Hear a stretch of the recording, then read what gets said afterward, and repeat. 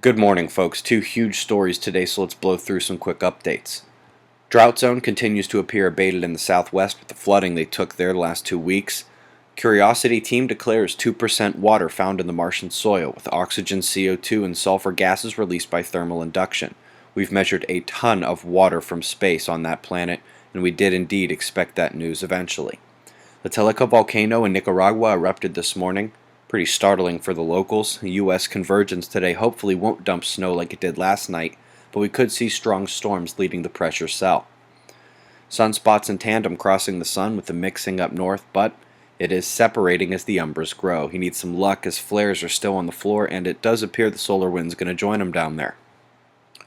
Folks, you're seeing some of my old videos and one from Mr. MBB333. A number of us have been tracking huge cosmic ray signatures.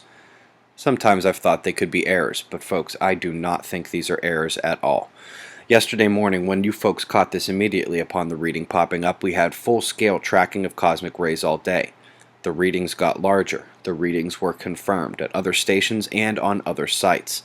Folks, this is one of the things that we've been discussing most. The cosmic rays increasing as the heliosphere, the solar magnetic shield, is fading just like Earth's. Please Google this and watch the short piece attached to another news video if you haven't seen this yet. Of course, that is an addendum to my counterstrike. The first blow came from them as a drawn-out hush-hush ratification and implementation of Agenda 21 and biased climate discourse over the last 25 years. They want to blame you for this. They are going to blame you for this. And they will use your alleged failure and inability to keep yourselves alive as excuse and requisite for taking control.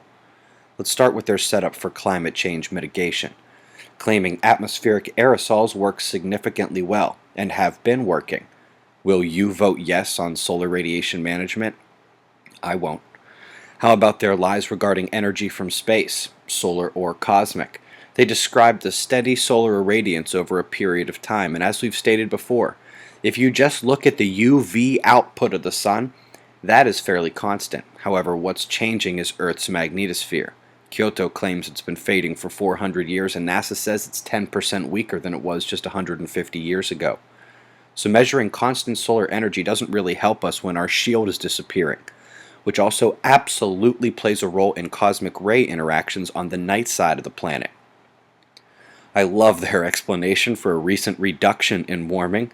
Despite their admission of a weak solar cycle, they claim medium to low level confidences are what lets them know that the ocean absorption and other internal variability is what's caused this pause in warming. They forget that NASA, the NSO, and other prominent scientists have described a solar shutdown. We've seen it for 2 years at this channel, and the possibility for a mini ice age coming, and that's not just me saying it. This new Blame Humans report will be huge news all day, all across the internet. Most will have a comment section at the bottom of the video, and I don't suppose you have any ideas what to tell those folks to watch. How CO2 matched temperature until humans began polluting. How NASA described CO2 cooling in the thermosphere is second only to nitrous oxide cooling. How the entire system is changing, has been for decades, and how there is a non-apocalyptic but massively significant shift about to come to Earth. Coronal hole power fading in the Earth-facing position, but still moderate, and the openings are staring right at us.